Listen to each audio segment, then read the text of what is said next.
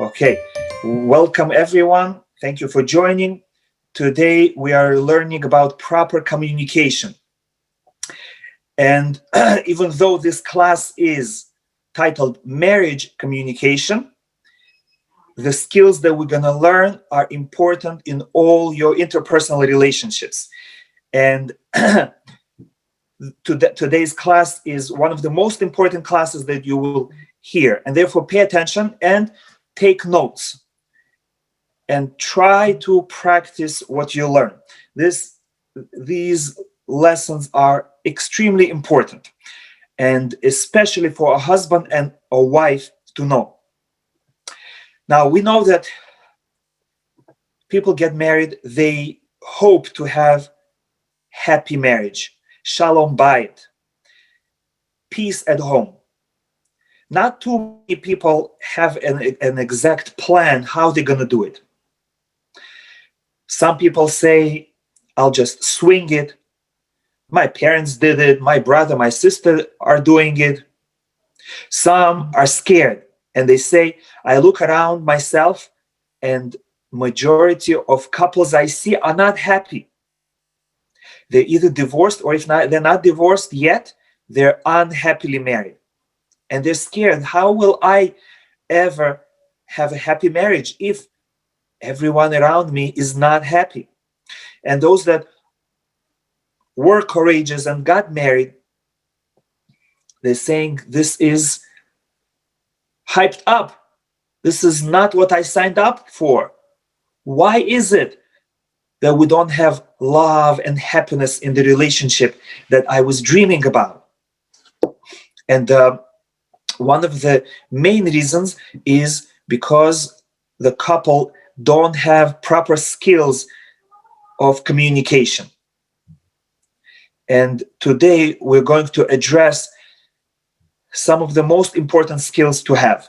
And that the first one is how to express your needs, how to express your desires, how to say what you want to say without hurting the other spouse and without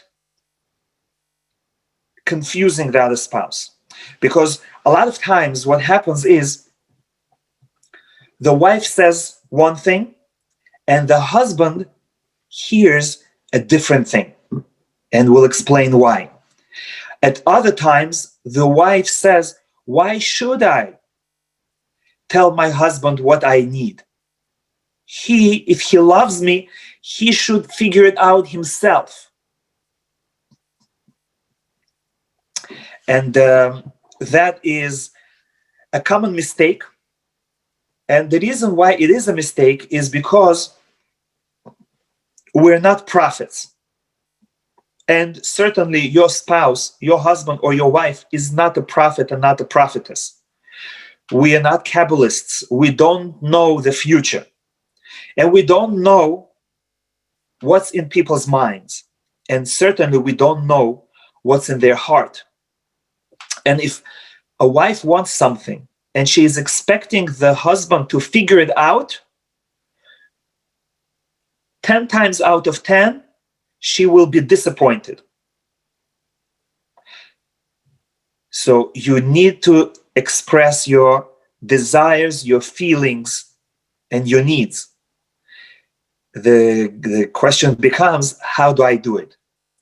And of course, many husbands say that their wives are nagging. She doesn't let me live. She nags and nags. So for a wife, it's a sign that she needs to learn how to communicate so that the husband listens. And the same for a husband. The husband might hear from lectures that you're not allowed to complain. If the food is not salty, not allowed to say. If you don't like the taste, not allowed to say. So they're confused. What am I allowed to say? What am I supposed to say if I need something? Without hurting my wife's fragile feelings. And either they keep quiet out of fear to hurt someone. And that's not good because it adds up. I want something and I'm not getting it. And my spouse is doing things that annoy me and I cannot tell them. Or they go ahead and they express their feelings and their desires and needs, but they do it in a way that puts down the other spouse, hurts the other spouse, disrespects the other spouse, annoys the other spouse. So what is the proper way? Should I keep quiet? No, you have to express it. But how can I express it if it's gonna hurt? The most common description that husbands have about their wife is, Rabbi, my wife is super sensitive. My wife is special. She's not like any other woman. My wife is very special, very sensitive. And it's true. Their wife is sensitive, but they're not alone. Every woman is sensitive compared to a man. And therefore, a man needs to know exactly what to say and what not to say. And the same for a woman. A woman might say, I keep repeating myself to my husband, and he's not budging. As I heard from Rabbi Label Lamb just recently, he said, one man came to him complaining, my wife is bothering me too much. And he said, what happened? He said, I'm sinning, minding my own business, grinding horseradish for the Pesach Seder, and my wife all of a sudden comes and complains, Chaim, when are you going to take down the sukkah? And the husband can't understand. Why is she nagging me? And the wife can't understand.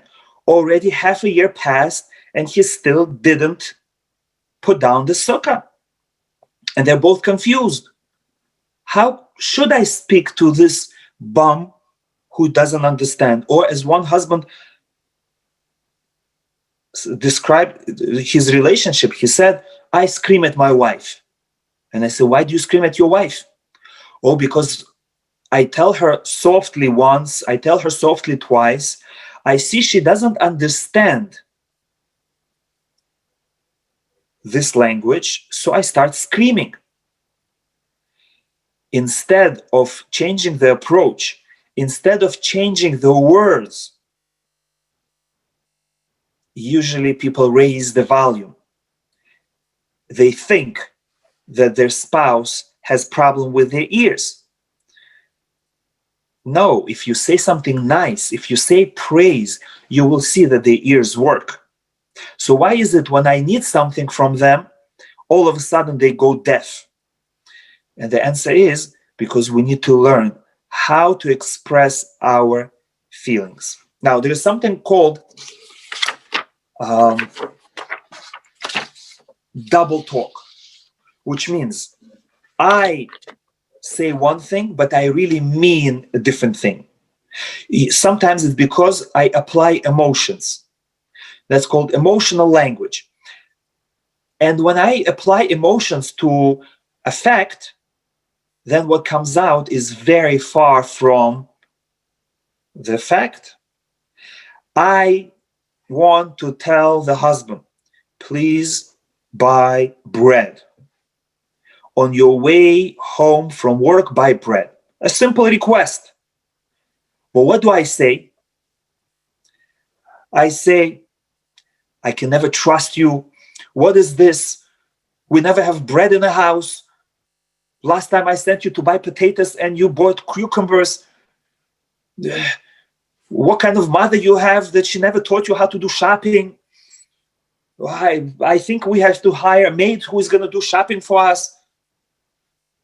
And the husband is confused. What do you want from me? Just tell me what you want. And she says, you don't understand what I want? I just told you what I want. I want you to stop being unreliable.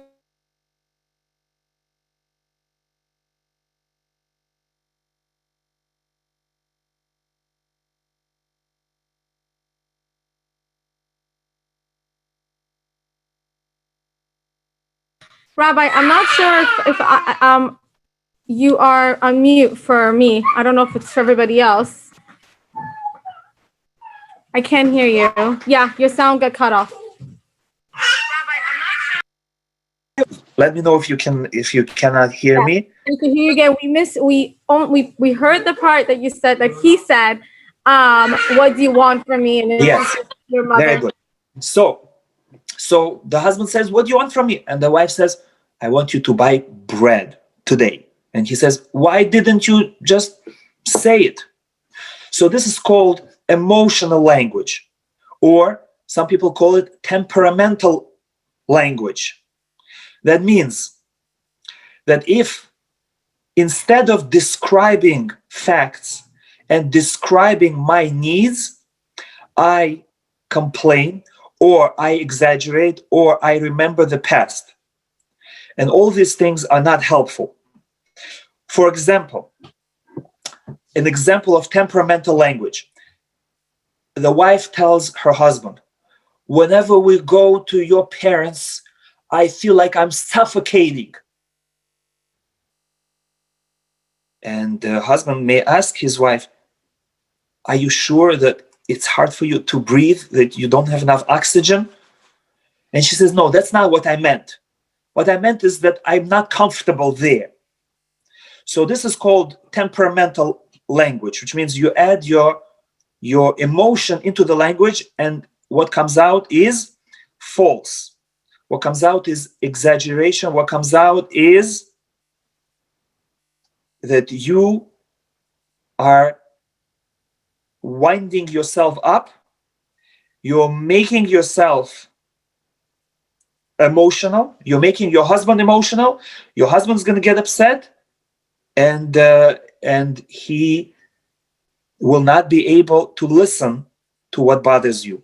But if instead you say, "Rabbi, not Rabbi, my dear husband, when we go to your parents, it bothers me when they start asking us when we're going to have our baby.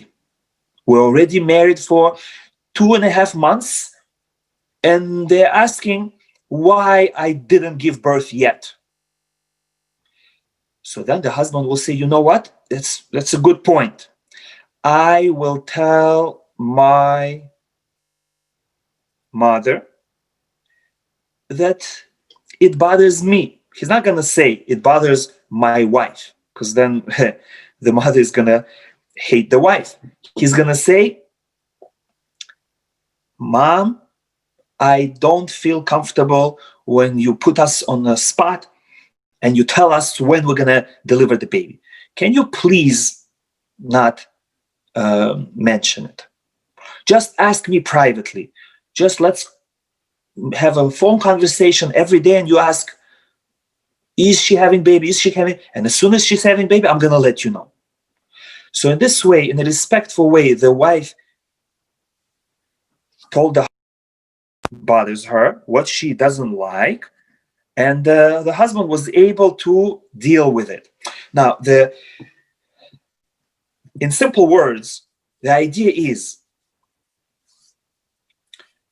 prevent the vicious cycle. Just give me a second. I'm going to check the connection. The connection is good. Okay, let's try again. Let me know if you cannot hear me. There sometimes happens a vicious cycle. There is a hostile expression, emotional expression. The husband hears it. He doesn't understand what the wife wants because she's not expressing it. All he hears is that the wife is hostile, that she is upset. It could be she's tired. It could be she's disappointed. It could be she's not feeling well. But he doesn't know that. All he hears is that my wife doesn't like me. And then he gets defensive. And then he gets hostile himself. And then he answers back, why are you talking to me like this? I don't deserve this. I didn't do anything to you that you should talk to me like this. I came from work tired and you're talking to me like this before welcoming me. And he is hostile. And then she gets upset even more. And they start screaming at each other and tensions are rising. Imagine if when he came home, she would just express it. My dear husband, I'm very tired. Can you do this? Can you do this? I need to rest. If I say something, please understand that I'm tired. Or, my dear husband, I'm disappointed because we don't have bread. That's an amazing answer. Instead of saying, shouldn't say it, but instead of saying, why didn't you buy bread? If you say instead, my dear husband, I'm disappointed that we don't have bread. Or you say, I wanted to have bread, but I see we don't have it. And it's going to be enough for him. He is going to say, you know what? I messed up. I forgot. He's going to apologize. He's going to, oh, sorry, it's my fault. And he's going to say to himself, you know, I have such a nice wife. She's such a strong woman. Instead of screaming at me, she just said it in a nice way. You know what? I'm never going to forget to buy bread anymore. And he's going to say, just wait, I'm going to run to get bread.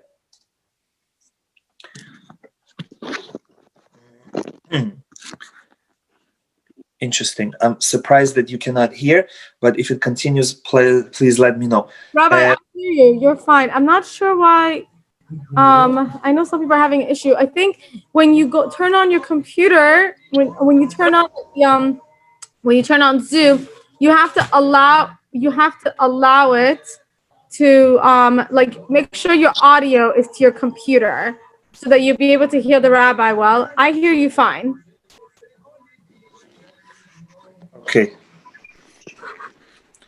Okay, good. So I'm going to continue.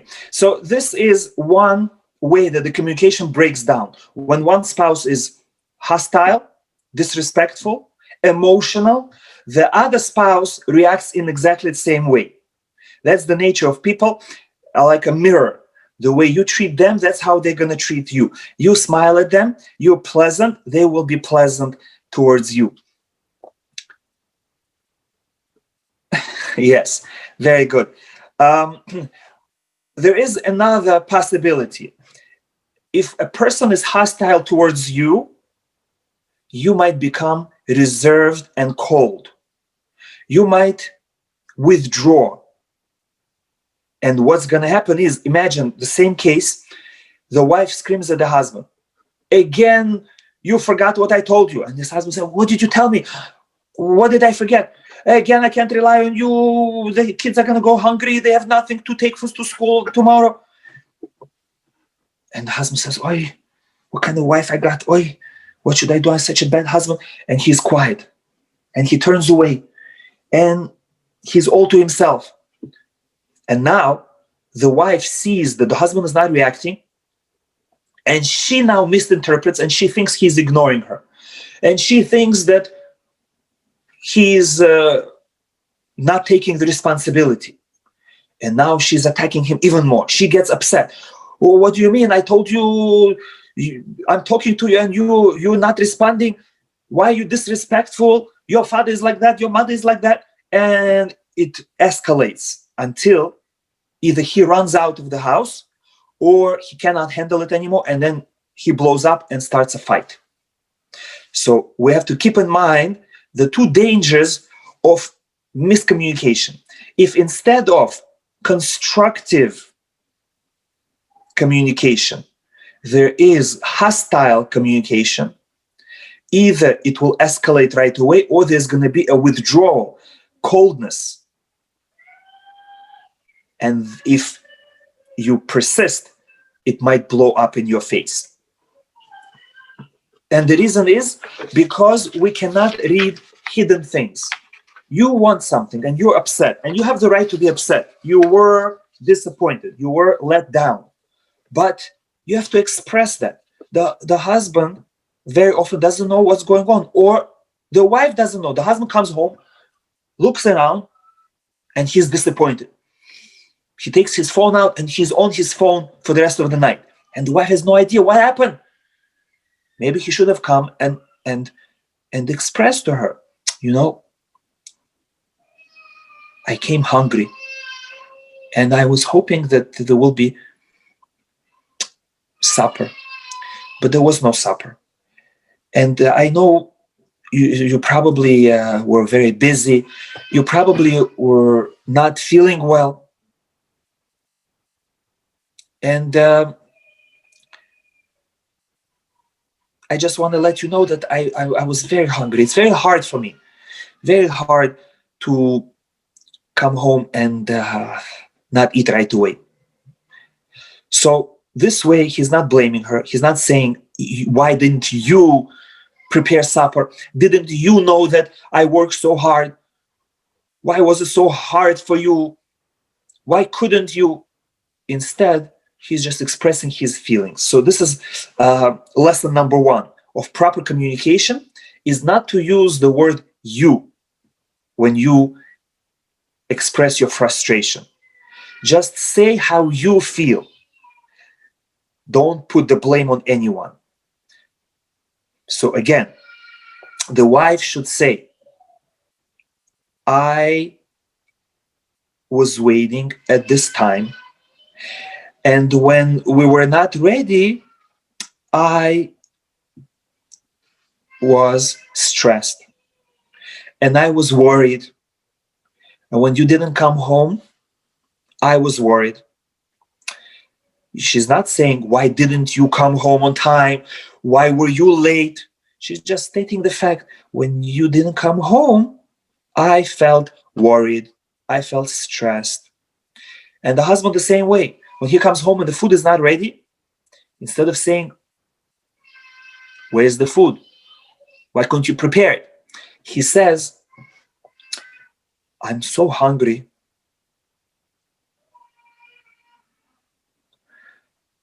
It's hard for me.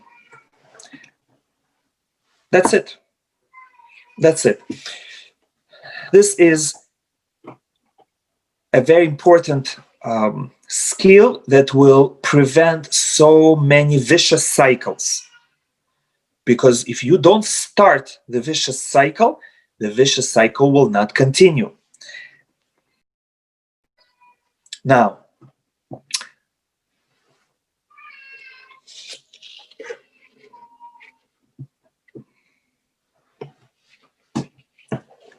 one more idea that's very important to have. When you speak to a person, psychologists say you're not speaking to one individual. Rather, you're speaking to at least 2 people. What do I mean?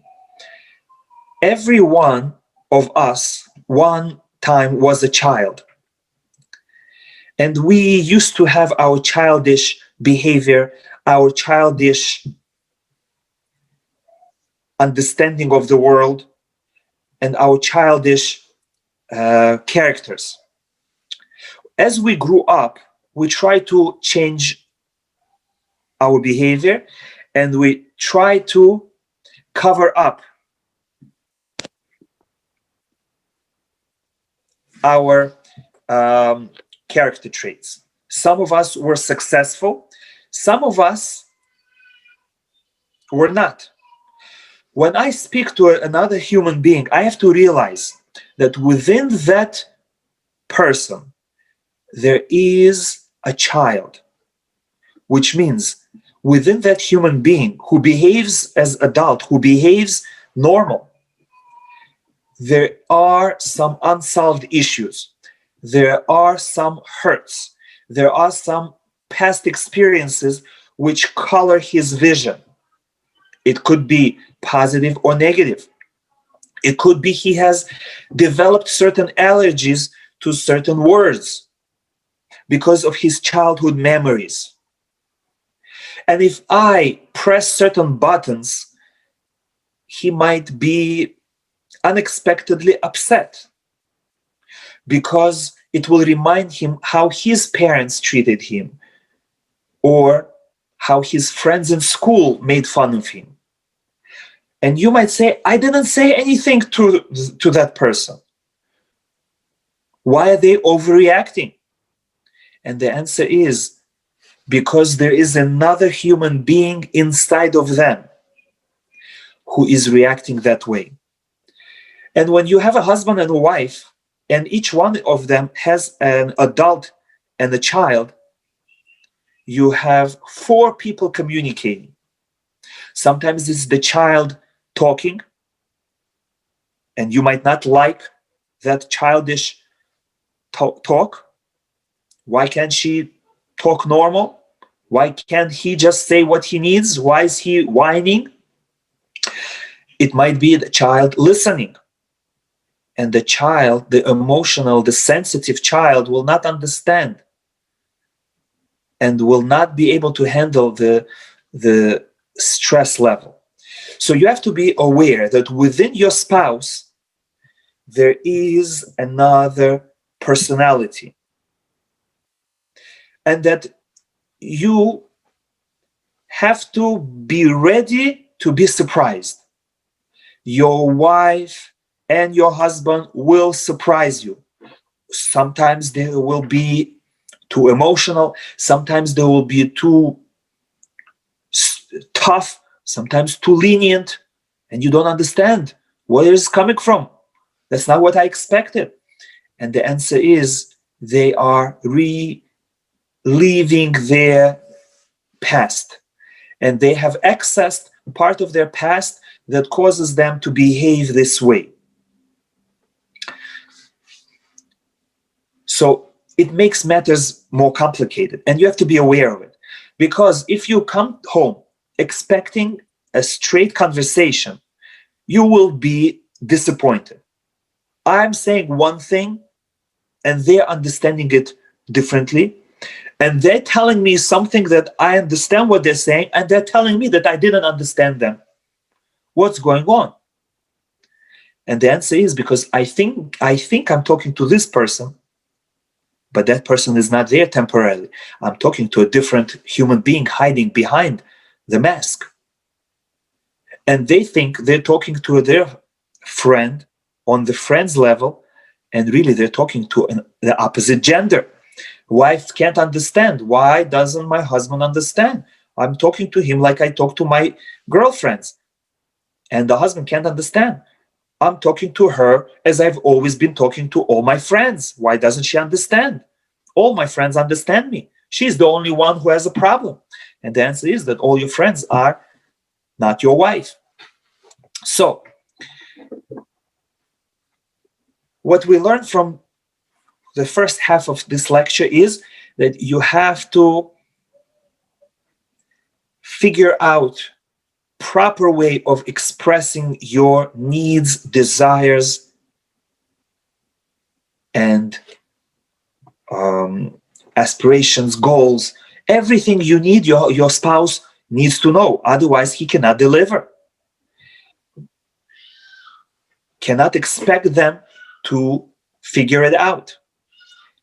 And you have to do it in a respectful way, in a sensitive way, in a open way. That's number one. Each person has to accept upon themselves, to the best of their ability, not to color their speech, their communication with emotions. It will only damage, unless these emotions are positive. You can add happiness, excitement, that's good. But do not add stress, do not add disappointed, do not add anger to your communication. It will confuse the spouse, your spouse.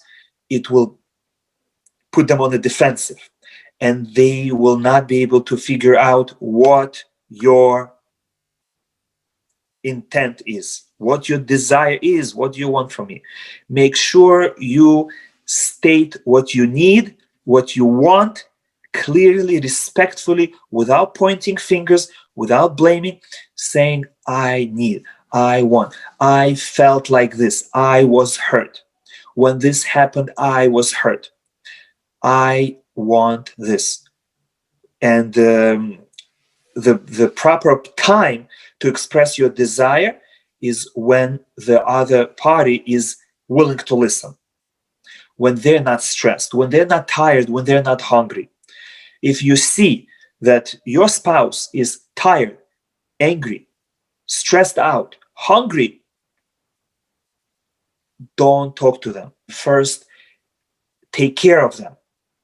But if they're in a good mood, tell them openly what you want. That's the first half of the lecture. Now, moving on to the second part of the lecture, and that is called hurt management.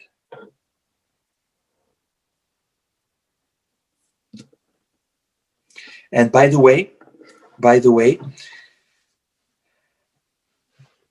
most of what I'm speaking to about today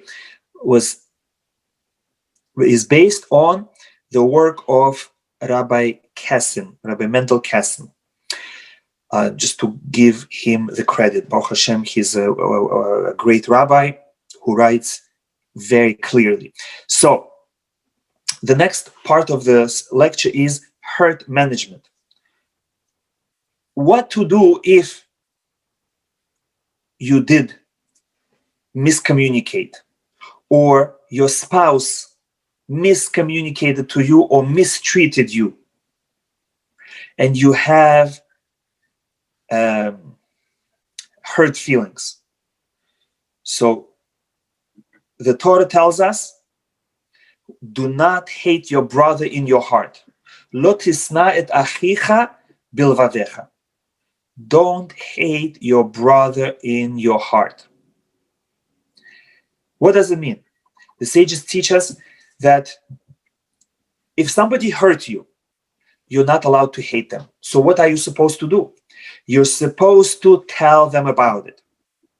What it means, don't hate your brother in your heart, means you can hate him in his face. You can come to him and say, what you did hurt me. When I experience this, hurts me. Which means you have to give them a chance to apologize. You have to give them a chance to defend themselves. If you keep it in your heart and you hate them, they might not even know that they hurt you. They will not only be surprised that you're upset at them, they will be upset at you. Why are you upset at me for nothing? I didn't do anything to you. And you say, you didn't do anything to me. If you only knew how much you hurt me. And he says, yes, I want to know how much I hurt you. Please let me know. I want to make amends. I want to fix the situation. Now, rule number one is, if you are hurt, you cannot stay quiet. Just like we said, if you need something, you cannot stay quiet. You have to express your needs. So too, you have to express your hurts. Why? Because hurt feelings accumulate.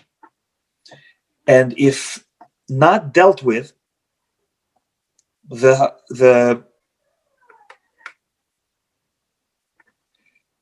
will pile up, and eventually the relationship will suffer, because you cannot always be on your best behavior. You cannot always pretend that I'm so happy with you. One day you're going to be tired or stressed, and you will not be able to take it anymore. And you're going to express it to your spouse, but it's going to be not a good expression, because if you say it when you are overwhelmed, you will let him have it for not only what just happened, but for what happened a year ago, what happened 5 years ago, or what happened during your engagement, and what his grandfather did to your grandfather 55 years ago. So make sure you don't collect hurt feelings. And again, we mentioned briefly how to express your feelings. You don't blame, but rather you say how you feel or how you felt when something happened. That's one aspect of it. The second aspect of it is, let's say you are the one that hurt your spouse, and your spouse is expressing their feelings to you, and they're saying, whether they're saying it properly, when this happened, I was hurt, how do you apologize? Or whether they're expressing it improperly and they're blaming you. Nevertheless, just because they're doing something wrong does not give you permission to do wrong back to them. Even if your spouse did not learn from this lecture and they're blaming you, and you feel that their blame is not true, it wasn't your fault, or maybe it was your fault, but you didn't deserve such a harsh rebuke, you have to find right words to express your apology. Yes, maybe you did something wrong. Maybe you were not so sensitive. Maybe you forgot. Maybe you were not responsible. Maybe you were hurtful on purpose, and now you regret. How do you apologize properly?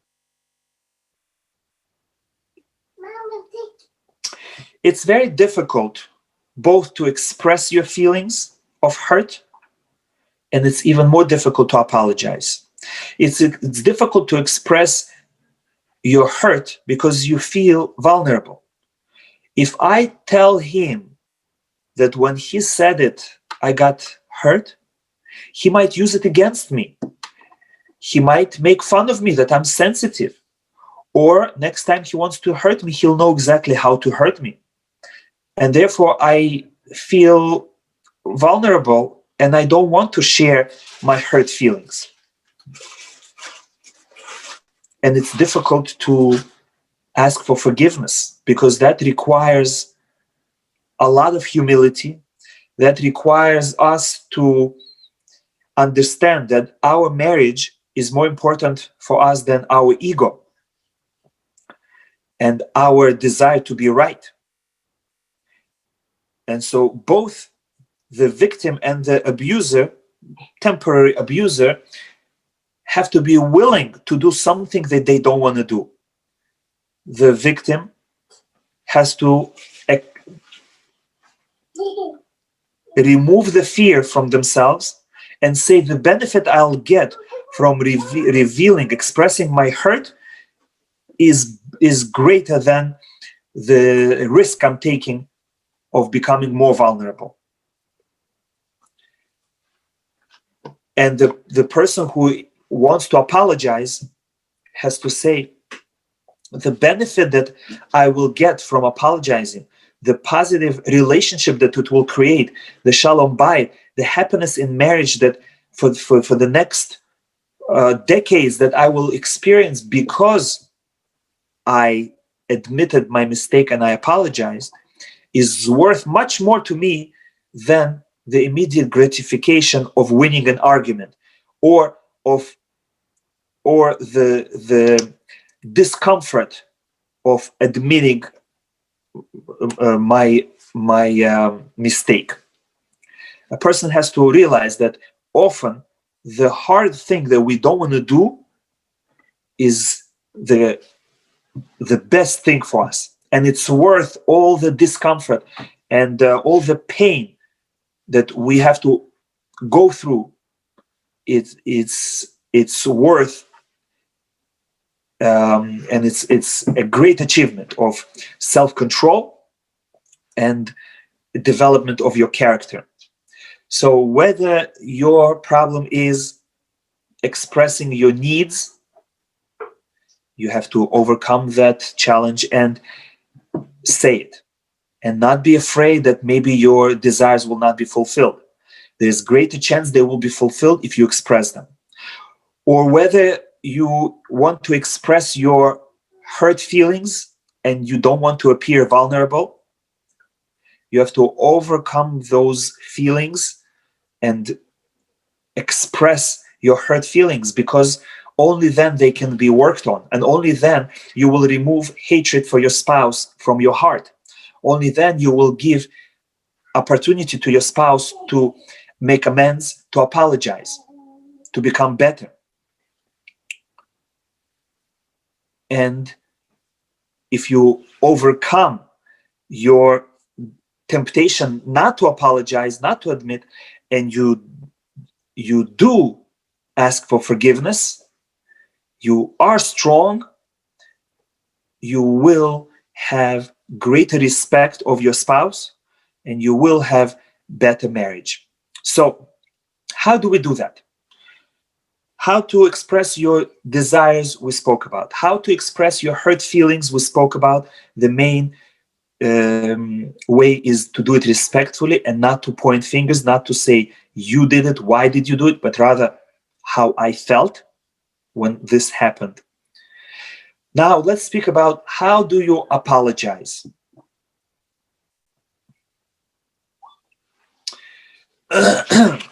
we have an experience apologizing because as Jews we have a relationship with Hashem, and our relationship with Hashem is very similar to the relationship of husband and wife.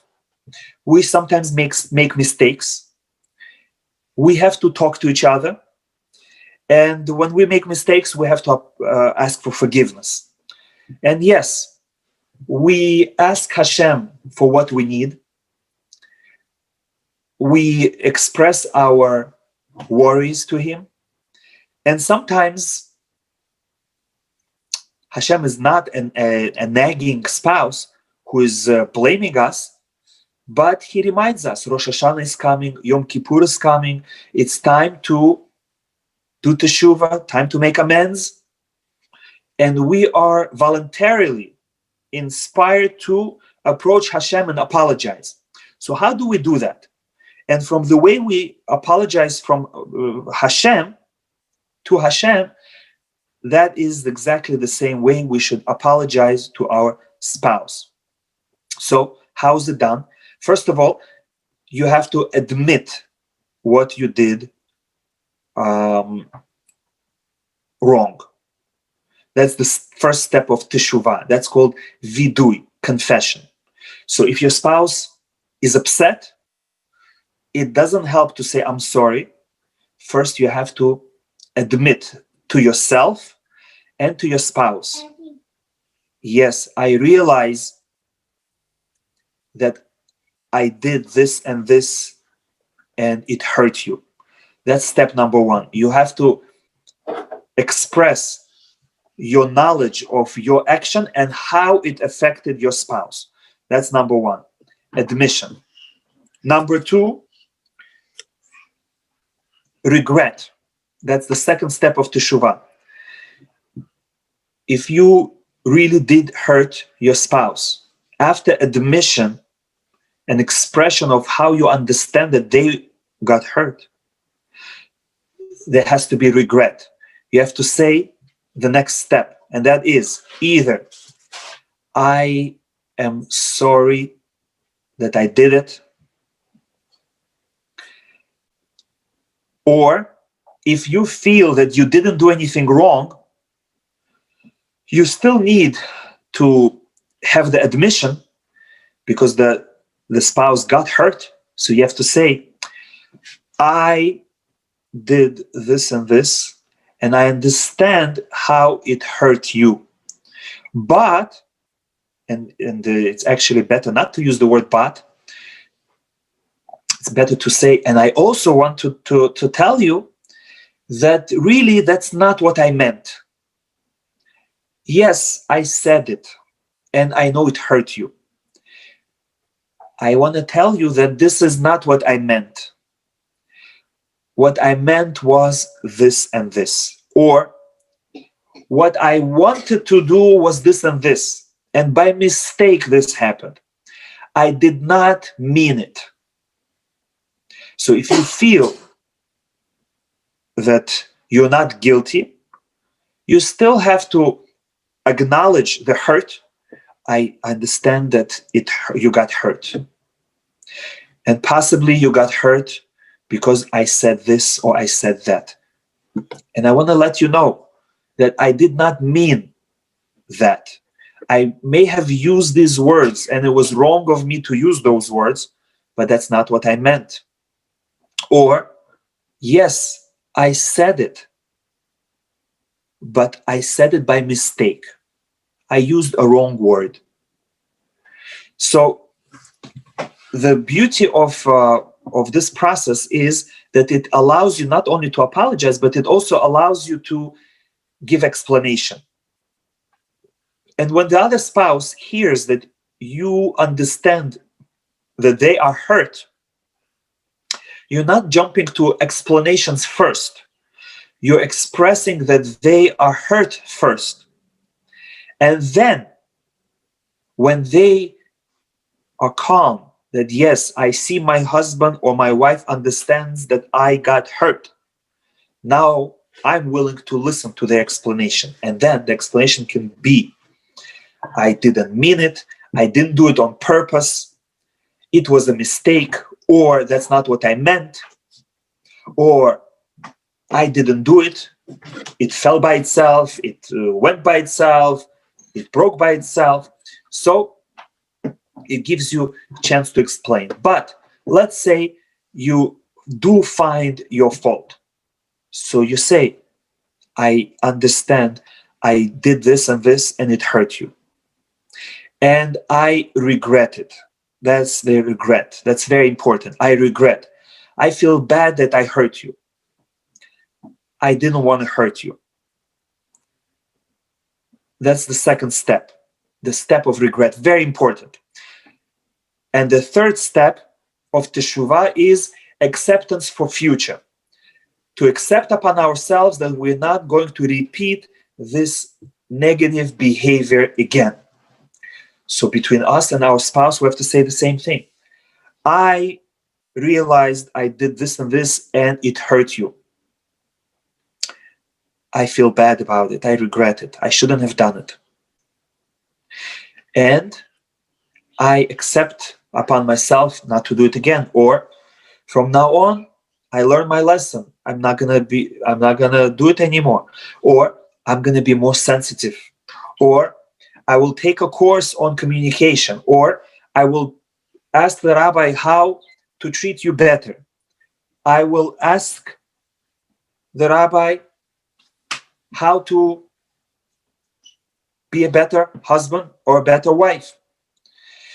So you have to take upon yourself not to do this in the future, and also you have to give concrete steps how you're going to make that happen. It's not enough just to say, oh, I promise I'm never going to do it again. What did you do to change it? Next time you're in the same situation, how are you going to behave differently? Do you have a plan? And you have to be realistic. Nothing's going to change unless you made a plan to behave differently, unless you found another way to behave, unless you learned, took a course, asked advice, changed things around, changed your schedule. Otherwise, don't expect change if you didn't change anything. So again, 3 steps in proper apology is acknowledgement of your behavior and the hurt that it caused, regret, and either explanation that you didn't mean it or it was a mistake, and accepting upon yourself not to do it again, and expressing a plan of what you are planning, you're going to change, that this shouldn't repeat again.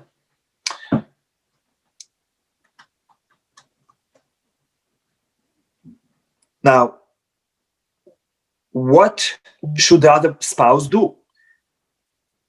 If you are being asked for an apology, if your spouse is asking you for forgiveness,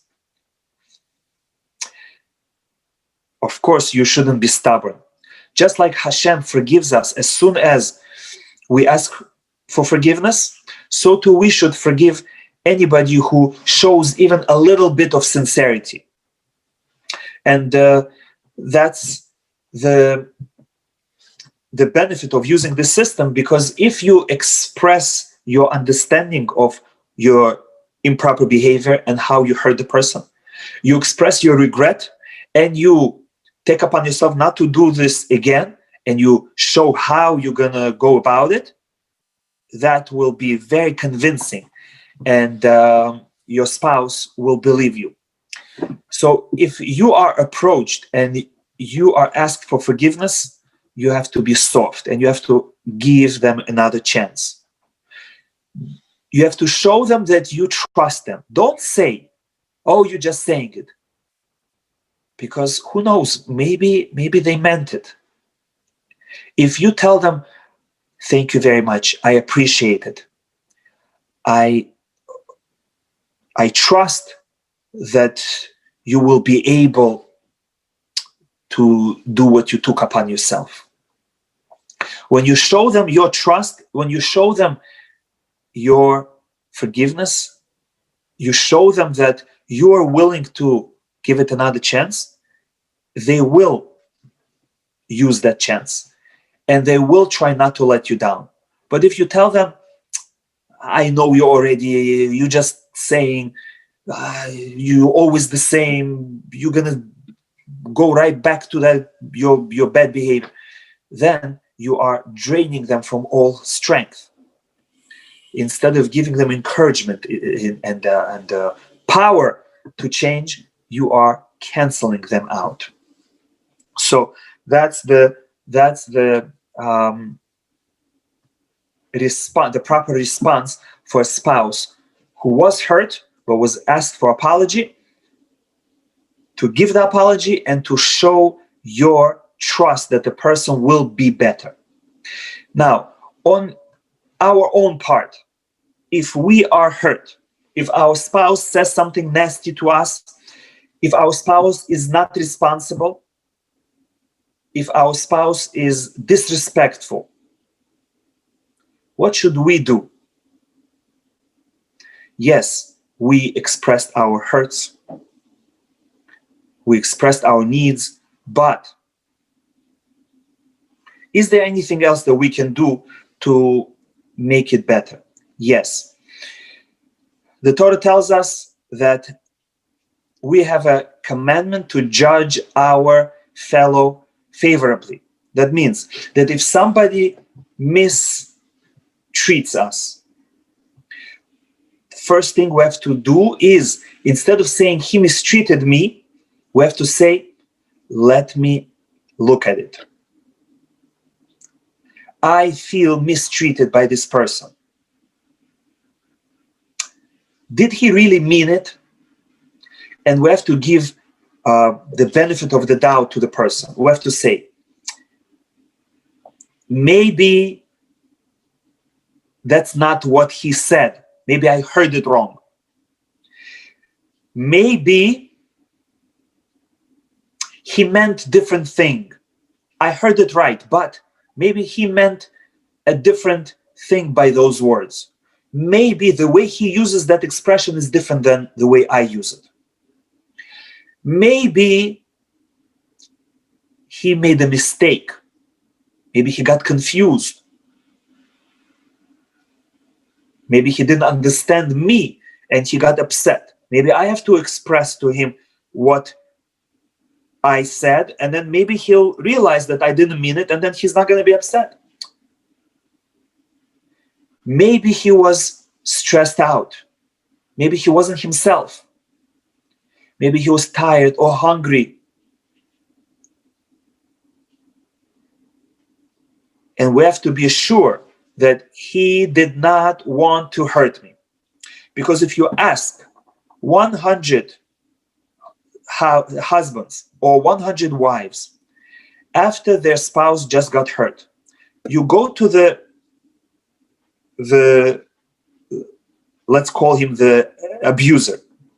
You go to the abuser and you say, you know that your spouse just got hurt. Most likely they will say, yes, I know. And I feel bad about it.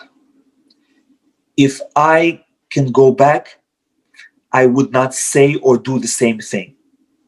99 times out of 100, the abuser, and we're not talking about a real abuser, I'm just using this term, the one that temporarily just now mistreated you, 99 times out of 100, they regret what they just did. If you ask them, do you know you hurt them? They will say yes, and I feel bad about it. And you ask them, did you want to hurt them? They will say, no, I didn't want to hurt them. 99 times out of 100, the spouse will say, I did not want to hurt my spouse. I didn't mean what I said. I couldn't control myself, but I regret it. And we have to remind ourselves, when we are being hurt by our spouse, we have to tell ourselves, must be my spouse is stressed out. Must be my spouse is overwhelmed. I will assume that they regret what they did already. I will assume they didn't want to hurt me. And then you approach your spouse and you say, you know, I got hurt. Did you really want to hurt me? Did you mean what you said? Then you're giving your spouse an opening, a way to admit and say, you're right. I'm sorry that I hurt you. I didn't mean it. It was a mistake. So the way to diminish your hurt to begin with is to say, let me give my spouse the benefit of the doubt. Number one, maybe I misinterpreted the events because this is my impression. I saw this, I said this, they said this, and I think this means that. Maybe they viewed it differently. Number two, maybe they were not themselves. Again, 99 times out of 100, the person doesn't want to hurt you. We're not talking about gangsters. We're not talking about bad people. After all, this is the person you love. This is the person you got married to. They're a good person. 99 times out of 100, if not the whole 100, the person does not want to hurt you. And by giving them the benefit of the doubt, you're actually seeking truth. It's not denial. Denial is if you're unfortunately unlucky to be married to them, that 1%, then you better admit and run away. But majority of us are good people. Majority of us want to make our spouse happy. We have certain downsides. We have bad habits, bad character traits, but we don't want to hurt anybody. And therefore, it's actually the truth that your spouse didn't want to hurt you. Your spouse wanted to take care of you. They just made a mistake, or maybe you misinterpreted it. So again, we have to remember that there there is such a thing as miscommunication. Yes, we speak different languages, men and women. Every human being speaks differently, and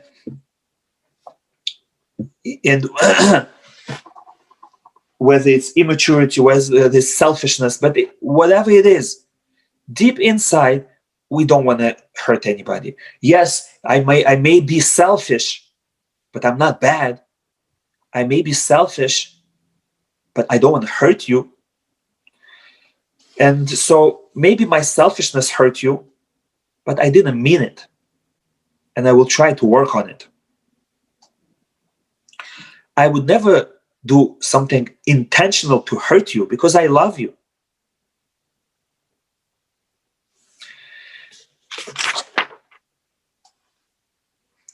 So today we learned some important ideas about the need to communicate your needs and desires. We learned about how to do it properly. We learned about how to express your hurt feelings. We learned about not gathering your feelings, but letting the other person know them in order to give them a chance to explain themselves, a chance to apologize. And we learned about how to apologize properly.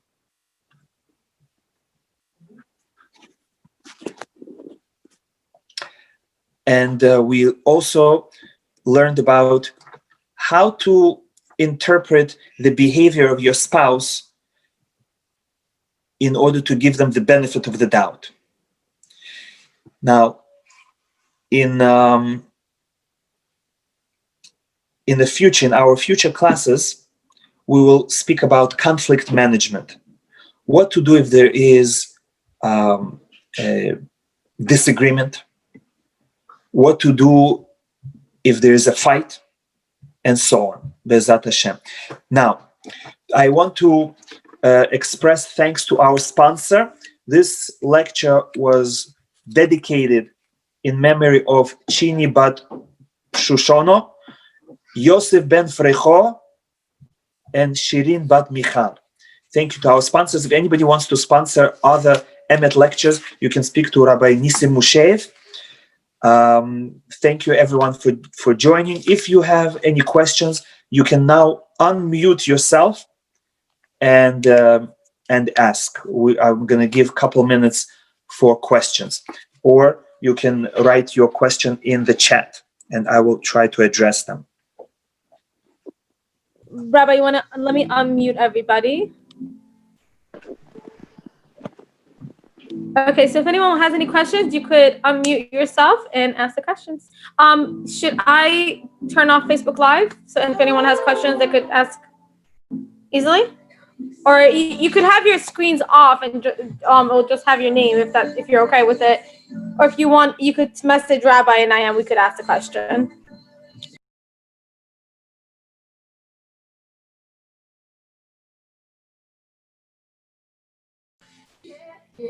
Not sure if anybody has any questions. Oh, okay, so I'm getting a question. So is it expected that when a husband comes home to feed himself and make sure he's emotionally stable and not hungry?